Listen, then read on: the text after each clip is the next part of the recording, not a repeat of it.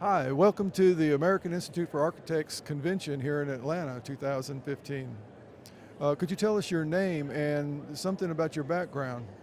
My name is Daniel Bland, and from Georgia, and joined the Army right after 9/11, and served in Iraq from April to November of 2003. When did you first hear about building number 7 collapsing? I first heard about the collapse of World Trade Center 7 in 2008 when I started looking into the financial bailout, and came across Building 7, and I was shocked for the first time that I had been glued to the TV for 2 months after 9/11 before I joined the Army, and couldn't believe I was unfamiliar with it. I thought I knew pretty much everything that happened that day, so that got me digging a little deeper and trying to understand how I could have missed such an important event that day. So, what did you think when you saw Building 7 collapse? My first thought was just, couldn't believe that I wasn't aware of it, and started looking into it, and sure enough, it checked out, and it really was there, and it really did collapse at free fall speed. But as soon as I saw it, it looked just like a controlled demolition to me.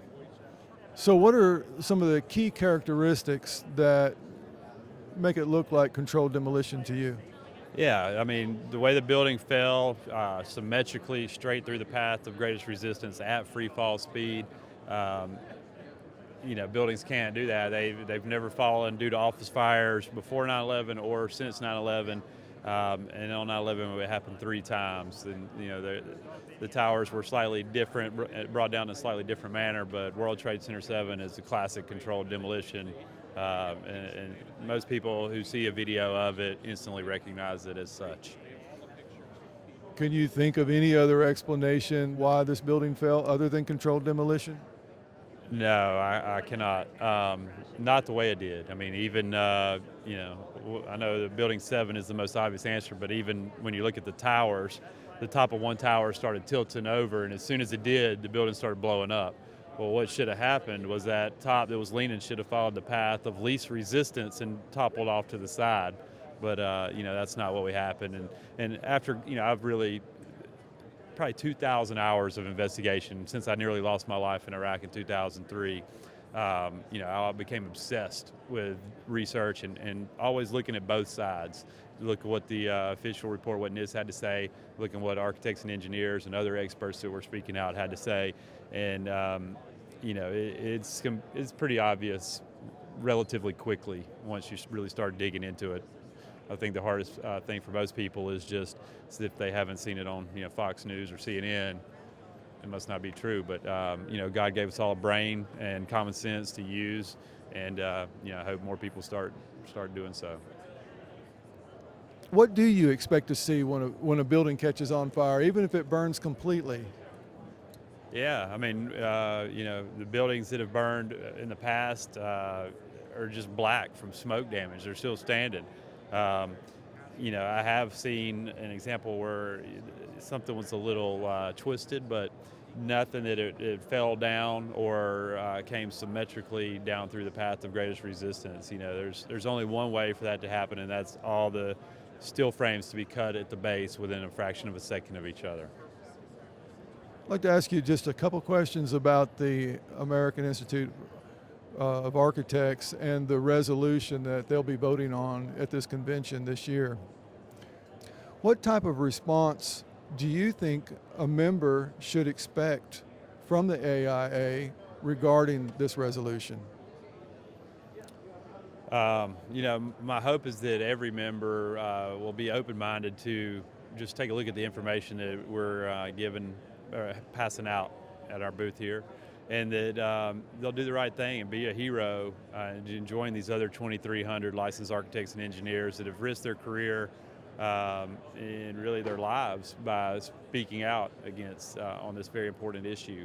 But as a former veteran, I salute these guys as heroes because I know it nearly cost me my own life, and I know that there was 6,000 of my battle buddies that weren't so lucky. So, I feel convicted to never stop seeking truth and justice for what happened and the continued crimes that are happening to this day, where innocent women and children are dying, unnecessarily.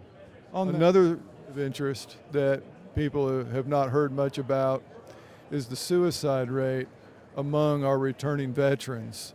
And so I just wanted to make that point as well, that there are roughly 20 soldiers or war vets that commit suicide every day in this country after they come back from war. It's a shame, and a lot of it's because, I can't speak for anybody else, but I didn't feel honorable about our mission and the orders that I was given to carry out over there.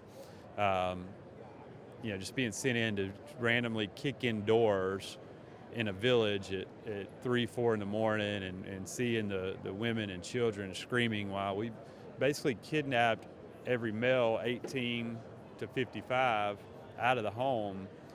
I don't know what happened to those guys after we took them back and handed them off, and it was just, and I can see, how, maybe people that had even more intense experiences than I did struggle processing that and just understanding dealing with it. War is no joke. It's not what it's made out to be on TV. And that's why it's really important as American citizens that we hold our elected officials accountable and make sure that they're being forthright with us and only putting our youth and heroes in danger when it's and when it's necessary. And unfortunately, after extensive research, this war on terror is not it's not something that's making a lot of soldiers that experience it from the front line proud to be an American. Let me ask you about the AIA again. How do you think this issue will affect the AIA's credibility if left unanswered? In my mind, very negatively, because this is supposed to be a professional association of builders, and these are people that we as a public trust, every time we enter into one of these buildings. And if a 47-story skyscraper can just completely vanish and fall at the speed of gravity through itself due to a few fires on a couple floors, there's serious problems.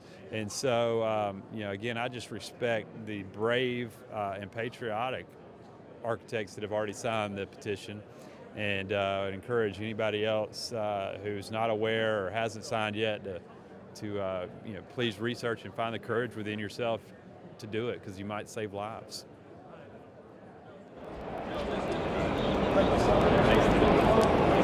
Thank you. Bernard, thanks for being out here, man. Thank you. I share a lot of your sentiments. I signed up. I fell for it too after September 11th. I regret it. I mean, I had a great time. It was stuff I would have never seen. Right. But like you said, the mission was really questionable. It's like, Without a doubt. I appreciate y'all, man. thank you. Good to see you, man. We need to get a beer sometime.